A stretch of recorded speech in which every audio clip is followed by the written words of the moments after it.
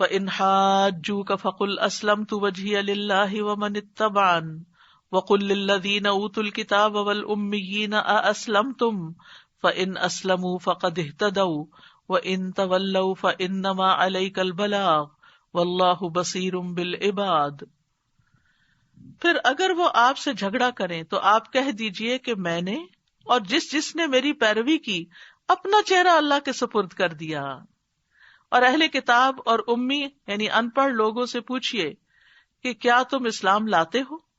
پھر اگر وہ اسلام لے آئیں تو یقیناً وہ ہدایت پا گئے، اور اگر وہ منہ موڑ جائیں تو بے شک آپ کے ذمہ صرف احکام پہنچا دینا ہے، اور اللہ بندوں کو خوب دیکھنے والا ہے۔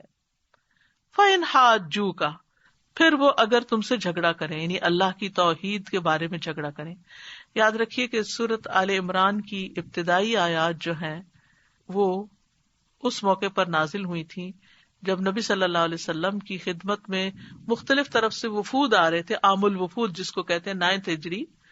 اس میں نجران کے عیسائیوں اور عیسائیوں میں سے بھی جو ان کے علماء اور ان کے جو بشپ تھے اور ان کے جو بڑے بڑے تھے، ان کا ایک 70 کے قریب تعداد پر مبنی ایک گروہ نبی صلی اللہ علیہ وسلم سے ملاقات کے لیے آیا تھا، اور آپ سے براہ راست یہ جاننے کے لیے کہ آپ کی دعوت کیا ہے، آپ کیا پیش کرتے ہیں، کیونکہ اس وقت اسلام کو ہر طرف کامیابی حاصل ہو گئی تھی۔ تو اس موقع پر جب وہ آئے تو آپ صلی اللہ علیہ وسلم نے ان کو یہی یعنی آل عمران کی یہ آیات پڑھ کر سنائی، لیکن انہوں نے آپ کی بات پھر بھی نہیں مانی۔ فرمایا پھر اگر وہ آپ سے جھگڑا کرے یعنی اللہ کی توحید میں جھگڑا کرے، کیونکہ وہ عیسیٰ علیہ السلام کو اللہ کا بیٹا قرار دیتے ہیں، پھر اگر وہ آپ سے جھگڑا کرے تو آپ کہہ دیجئے کہ میں نے اور جس نے میری پیروی کی اپنا چہرہ اللہ کے سپرد کر دیا ہے۔ یعنی اللہ کے سپرد اپنا چہرہ کرنے کا مطلب کیا ہے کہ میں اللہ وحدہ لا شریک لہ ہی کی عبادت کرتا ہوں، ومن اتبعن، اور جو میری پیروی کرتے ہیں میرے صحابہ وہ بھی صرف خالص اللہ وحدہ لا شریک کی ہی عبادت کرتے ہیں، جس کا کوئی ساتھی نہیں، جس کا کوئی بیٹا نہیں، جس کی کوئی بیوی نہیں، کیونکہ نصارہ ان سب کو اپنا الہ مانتے تھے۔ ایک گروہ کے مطابق 3 الہ کون سے؟ اللہ، روح القدس اور عیسیٰ علیہ السلام، اور دوسرے گروہ کے مطابق اللہ، حضرت مریم اور حضرت عیسیٰ علیہ السلام۔ تو یہاں پر انہیں بتا دیا گیا کہ ہم تو صرف اللہ ہی کو اپنا الہ اور معبود مانتے ہیں، اور جو میرے پیروکار ہیں ان کا بھی یہی دین ہے۔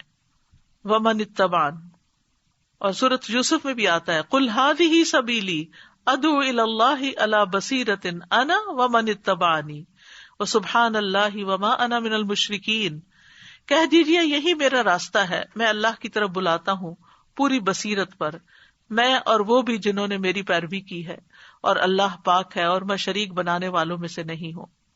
یہاں پر ہم دیکھتے ہیں کہ چہرے کو خاص طور پر اللہ کے حوالے اور اللہ کے سپرد کرنے کی بات کی گئی ہے۔ اس کی کیا وجہ ہے؟ اس کی وجہ یہ ہے کہ انسان کے اعضاء میں سے سب سے زیادہ عزت والی جگہ اس کا چہرہ ہی ہے، جس میں اس کے آنکھیں اور کان اور زبان اور ماتھا اور ناک، یہ سب جو عزت کے مقام ہیں یہ پائے جاتے ہیں۔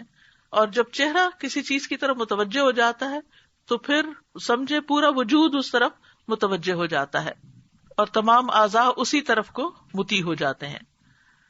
تو بہرحال اسلمت وجہی للہ، یہاں پر یہ جو کہا گیا نا کہ اسلمت وجہی للہ، میں نے اپنا چہرہ اللہ کے سپرد کر دیا، یعنی میں نے اسلام قبول کر لیا۔ تو اسلام جو ہے یہ دراصل اپنے آپ کو اللہ کے سپرد کرنے کا نام ہے، اس بات کی گواہی دینا کہ اللہ کے سوا کوئی الہ نہیں، اور یہ کہ محمد صلی اللہ علیہ وسلم اللہ کے بندے اور اس کے رسول ہیں، اور نماز قائم کرنا اور زکوٰۃ دینا یعنی اللہ تعالیٰ کے احکامات کی پابندی کرنا۔ اور اسلام جو ہے مکمل سپردگی اور اطاعت کا نام ہے، زمین و آسمان کی ہر چیز اللہ کی فرما بردار ہے۔ سورۃ آل عمران میں ہی اللہ تعالیٰ فرماتے ہیں افغیر دین اللہ یبغون وَلَهُ أَسْلَمَ مَنْ فِي السَّمَاوَاتِ وَالْأَرْضِ طَوْعًا وَكَرْهًا وَإِلَيْهِ يُرْجَعُونَ، تو کیا وہ اللہ کے دین کے علاوہ کچھ اور تلاش کرتے ہیں؟ حالانکہ آسمانوں اور زمین میں جو بھی ہے خوشی اور ناخوشی سے اسی کا فرما بردار ہے، اور وہ اسی کی طرف لوٹائے جائیں گے، یعنی پوری کائنات اللہ کی فرما بردار ہے۔ تو اسلام دراصل اللہ کی فرما برداری کا نام، یعنی توحید کا اقرار کرنے کے بعد اطاعت ساتھ ہے، اسی لیے آپ دیکھیں کہ حدیث جبریل میں جب مل اسلام، اسلام کیا ہے پوچھا گیا تو اس میں صرف توحید کا ذکر نہیں ہے، اس میں ساتھ نماز اور زکوٰۃ وغیرہ کا بھی ذکر ہے۔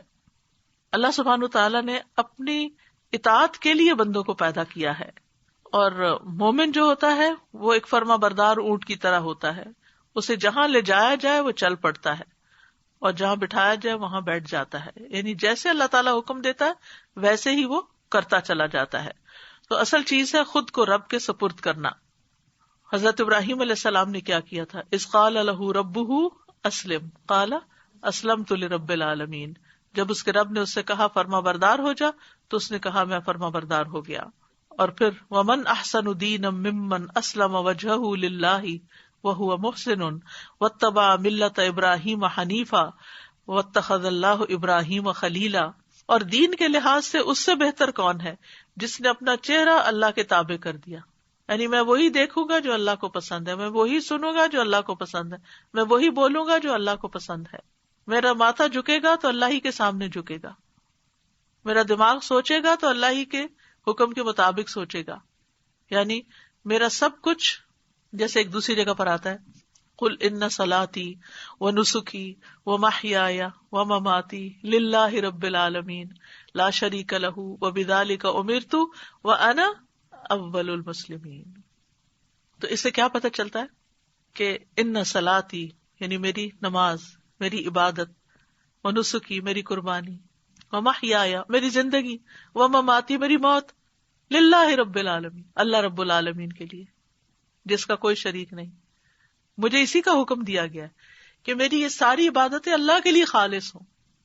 تو اسی طرح نہ صرف یہ کہ چہرہ بلکہ اپنا دل اور اپنا سارا وجود، اپنی زندگی، اپنی موت، سب کچھ اللہ کے حوالے کرنی چاہیے، اللہ کی مرضی کے مطابق ہونی چاہیے۔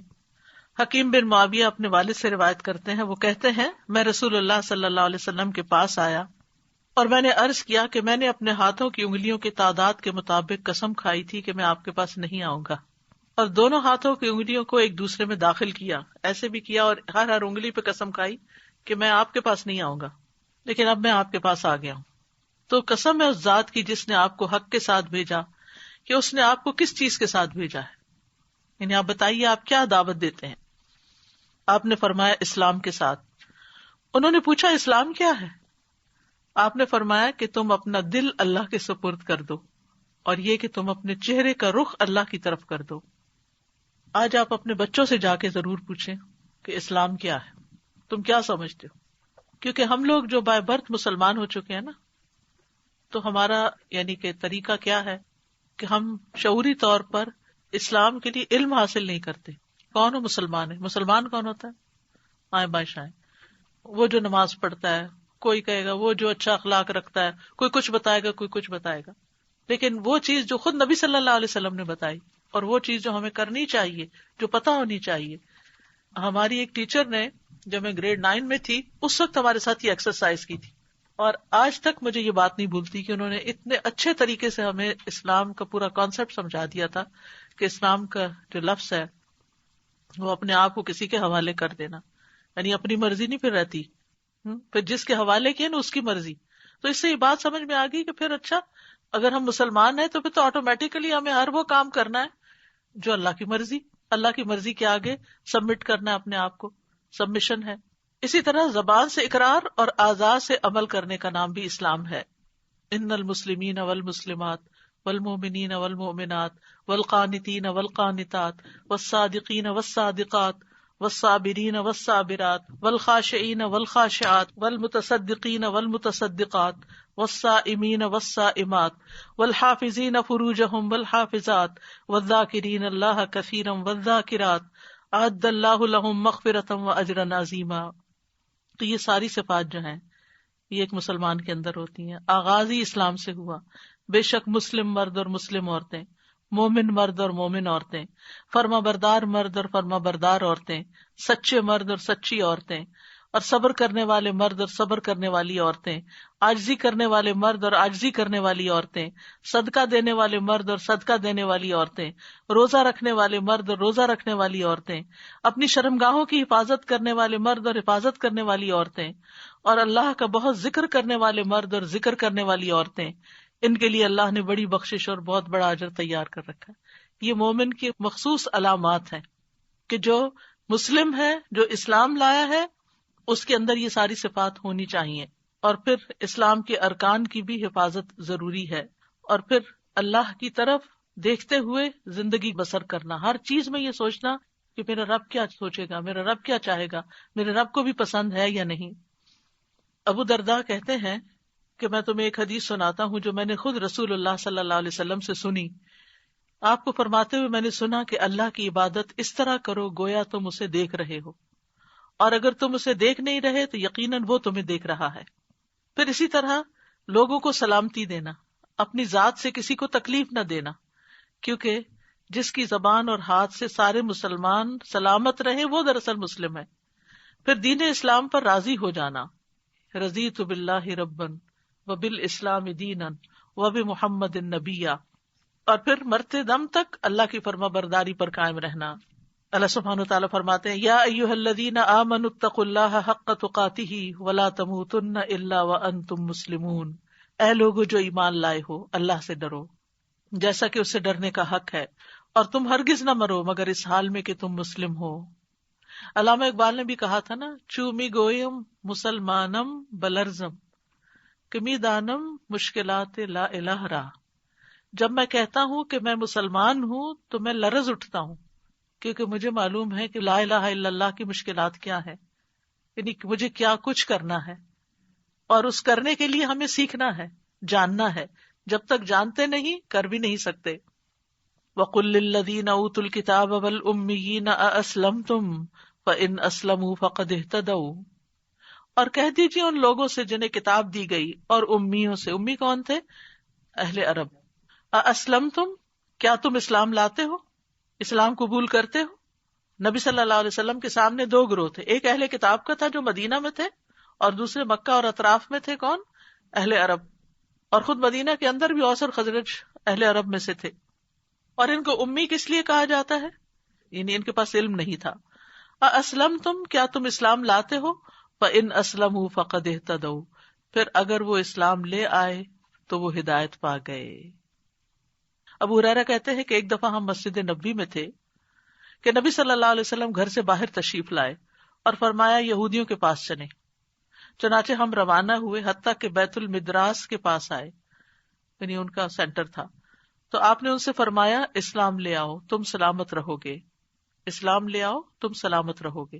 تو اسلام سراسر سلامتی کا نام ہے، اور خوب جان لو زمین اللہ اور اس کے رسول کی ہے، اور میرا ارادہ ہے کہ تمہیں اس زمین سے جلا وطن کر دوں، لہٰذا تم میں سے کوئی کچھ مال و اسباب پائے تو اسے فروخت کر دے۔ بصورت دیگر تمہیں معلوم ہونا چاہیے کہ زمین تو اللہ اور اس کے رسول ہی کی ہے۔ اب یہ ہے کہ جب کوئی شخص مسلمان ہو جاتا ہے تو مشکلات ضرور ہو سکتی ہیں، کسی کو زیادہ کسی کو کم، لیکن اس کے فائدے کیا ہیں؟ سب سے بڑا فائدہ یہ ہے کہ انسان کو ایک ایسا سہارا ملتا ہے کہ جو کبھی نہیں ٹوٹتا، یعنی انسان کو اللہ کی جب پہچان ہو جاتی ہے اور اللہ کے لیے سب کام کرنے لگتا ہے تو پھر اس کے دل سے خوف دور ہو جاتا ہے۔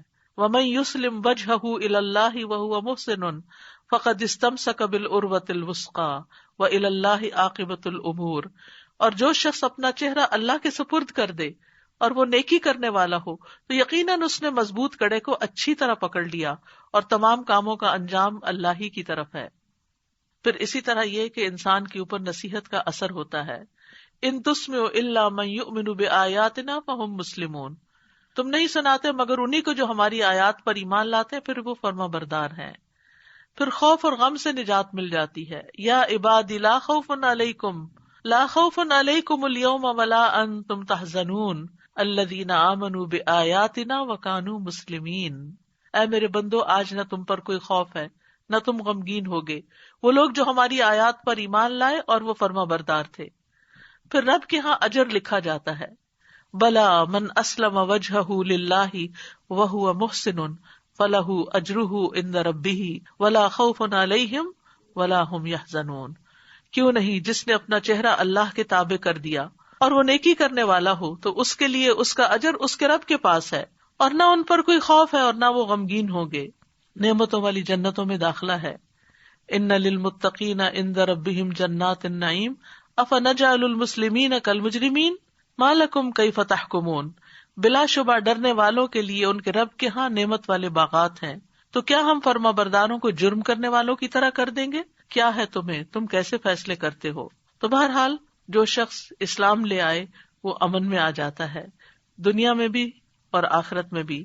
وَإِن تَوَلَّوْا فَإِنَّمَا عَلَيْكَ الْبَلَاغُ وَاللَّهُ بَصِيرٌ بِالْعِبَادِ، اور اگر وہ منہ پھیر لیں، فَإِن تَوَلَّوْا فَإِنَّمَا عَلَيْكَ الْبَلَاغُ، تو آپ پر تو پیغام پہنچانے کی ذمہ داری ہے، اور اللہ بندوں کو خوب دیکھ رہا ہے کہ وہ کیا کر رہے ہیں، کس بات کے جواب میں کس طرح ریئیکٹ کرتے ہیں۔ تو اس سے یہ بھی پتہ چلتا ہے کہ نبی صلی اللہ علیہ وسلم کو سب کی طرف پیغامبر بنا کر بھیجا گیا تھا، اور آپ کی یہ دعوت تمام انسانیت کے لیے ہے۔